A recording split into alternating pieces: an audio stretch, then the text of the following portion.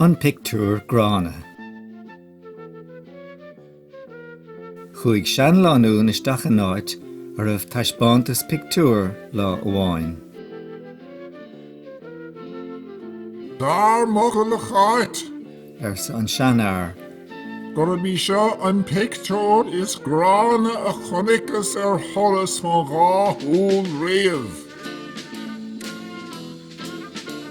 Tháinig cáit chomh fada leis, agus dhearc sí an Pictiúr.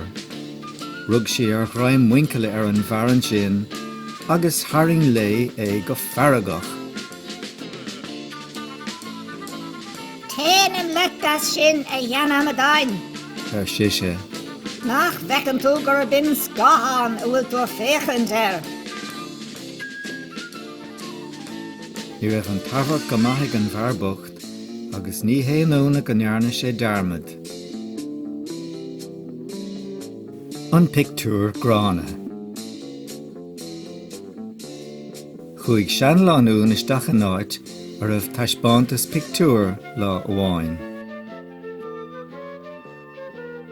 Dar mogel le chait. Sa an seanár.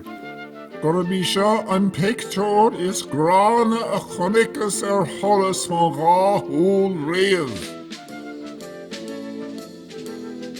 Tháinig cáit chomh fada leis, agus dhearc sí an Pictiúr. Rug sí Gráim muinceile an bhfearan sin, agus haring lé go faragach. Téann letas sin dhéanam dain. Siise. Nach bhecem tú gur bin Seán bhfuil tú féchant Ní raibh an tabhar go maithfidh an bharbocht, agus ní héanóna go ndearna sé dearmad.